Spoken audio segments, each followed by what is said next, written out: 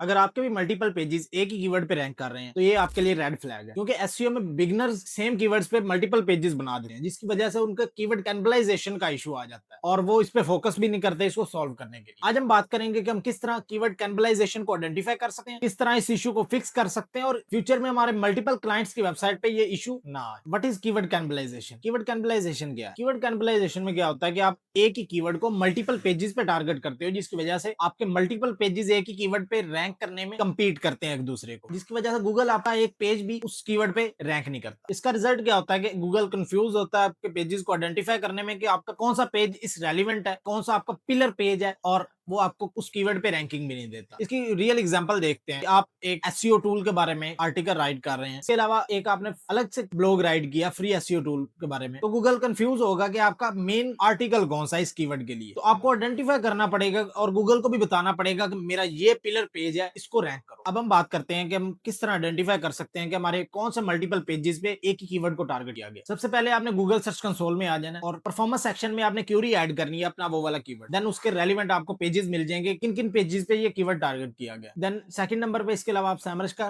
Keyword tracking tool भी use कर सकते हो, वो भी आपको एनालिसिस करके देता है। इसके अलावा आप गूगल पे भी सर्च कर सकते हो, साइट कॉलन आपकी डोमेन का नेम, आगे अपना वो मेन कीवर्ड सर्च कर लें, वो भी आपको गूगल सर्च में उस रेलिवेंट पेजेस आपका दिखा देगा कि इन पेजेस पे आपका ये वाला कीवर्ड टारगेट हुआ। अब हम बात करते हैं आप किस तरह इस इशू को फिक्स कर सकते हो। सबसे पहले आप इस तरह के पेजेस को, अगर आपका वो इररेलेवेंट पेजेस है और आपका एक मेन पेज आपने सेलेक्ट किया हुआ है, तो आप बाकी सारे पेजेस को रिमूव करके उस पेज पे रीडायरेक्ट भी कर सकते हो। उस मेन पेज पे 301 रीडायरेक्शन लगा सकते हो, जिसकी वजह से आपके ऑल पेजेस के बैकलिंक्स और उनके रैंकिंग उस मेन पेज पे ट्रांसफर हो जाएगी। एक और आप चीज फोकस कर सकते हो कि आप चाहे एक तरह के कीवर्ड यूज करो बट इंटेंट चेंज को टारगेट करो। अगर एक पेज पे आप इंफॉर्मेशनल इंटेंट पे कंटेंट राइट कर रहे हो, दूसरे पे आप ट्रांजैक्शनल या कमर्शियल कंटेंट राइट कर सकते हो, जिसकी वजह से इंटेंट चेंज होने की वजह से भी आपका कीवर्ड कैनिबलाइजेशन का इशू नहीं आएगा। इसके अलावा आप गूगल पे सर्च करके साइट कॉलन अपने डोमेन का नेम और कीवर्ड, आपको वो पेजेस आइडेंटिफाई हो जाएंगे। देन वहां से आपका जो पिलर पेज है उसको अलग से रख के बाकी सब पेजेस से उस कीवर्ड को रिमूव करो। वहां से उसके हेडिंग स्ट्रक्चर में, उसके बॉडी में जहां जहां वो कीवर्ड यूज हुआ है उसको वहां से रिमूव करो, तो आपका कीवर्ड कैनिबलाइजेशन का इशू रिमूव हो जाएगा। इसके अलावा आप साइलो भी क्रिएट कर सकते हो। अपने पिलर पेज एक सेलेक्ट करो, बाकी सब पेजेस से उसको इंटरनल लिंक करो, देन लिंक यूज भी ट्रांसफर होगा और आप गूगल भी आइडेंटिफाई कर लेगा कि ये इसका पिलर पेज है, इसको रैंक करना चाहिए। अब हम बात करेंगे कि आप किस तरह बच सकते हो कीवर्ड कैनिबलाइजेशन के इश्यूज। सबसे पहले आपने अपने कीवर्ड मैपिंग कर लेनी है मल्टीपल पेजेस के लिए, जिसमें आप अपने उसके रेलेवेंट सेमेंटिक्स, एनएलपी, एलएसआई और रिलेटेड एंटिटीज ऐड कर लो, जिसकी वजह से आपको पहले ही पता होगा कि हमने किस पेज पे किस कीवर्ड को टारगेट करना है और आपका कीवर्ड कैनिबलाइजेशन का इशू भी नहीं आएगा किसी भी पेज। इसके अलावा आप अपने कंटेंट राइटिंग से पहले अपना कंटेंट ब्रीफ क्रिएट करो, उसमें सर्च इंटेंट को टारगेट करो कि ये इंफॉर्मेशनल इंटेंट का कंटेंट है,